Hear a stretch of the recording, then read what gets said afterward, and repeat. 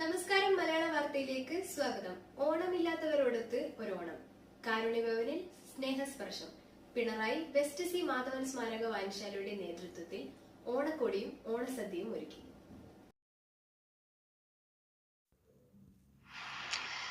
Pinarayi west C Madhavan സ്മാരക വായനശാലയുടെ നേതൃത്വത്തിൽ ഓണക്കോടിയും ഓണസദ്യയും ഒരുക്കി കൈതച്ചാൽ കാരുണ്യ ഭവനിലെ ഓണമില്ലാത്ത അന്തേവാസികളോടൊത്ത് സ്നേഹസ്പർശം എന്ന പേരിൽ ഓണം ആഘോഷിച്ചു.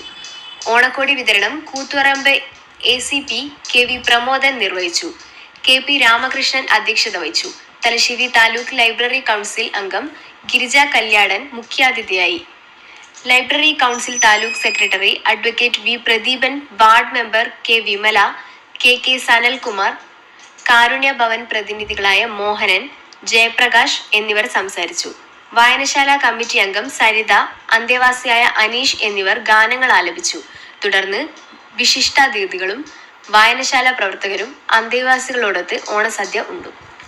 വലിയ ഇച്ഛാശക്തിയും മനഃശക്തിയും നൽകിക്കൊണ്ട് വളരെയധികം മോട്ടിവേഷൻ നൽകി എല്ലാവിധ പിന്തുണയും സഹായവും സേവന സന്നദ്ധതയോടുകൂടി വളരെ മാതൃകാപരമായിട്ട് നൽകുന്നതിനോട് നേതൃത്വം നൽകിയ മോഹനാട്ടിനും അദ്ദേഹത്തിൻ്റെ കുടുംബാംഗങ്ങളെയും, മറിച്ച് ഇവിടെയുള്ള പേഷ്യൻറ്റുകളിൽ ഒരുവനായ, അവരെപ്പോലൊരു ബലഹീനനായ ദീർഘമായ 40ാമത്തെ വർഷത്തിലാണ് ഞാൻ നിൽക്കുന്നത്.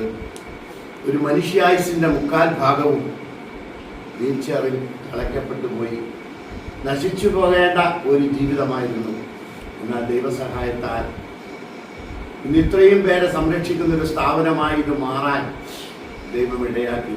സാമ്പത്തിക സഹായത്തിനൊക്കെ ഒരു പരിമിതികളുണ്ട്. സ്വന്തം ജീവിതം ഇതുപോലെയുള്ള ഒരു കാര്യത്തിന് മോന് നല്ലൊരു ജോലിയൊക്കെ കിട്ടിയതാണ്. പക്ഷെ ആ ജോലി വേണ്ടെന്ന് വെച്ചിട്ട് നിങ്ങളുടെ ഈ ഒരു സ്ഥാപനത്തെ സഹായിക്കാൻ വേണ്ടിയിട്ട് തയ്യാറാവുകയും, അപ്പോൾ ഇതുപോലെയുള്ള മാതൃകകൾ നമ്മുടെ മുമ്പിൽ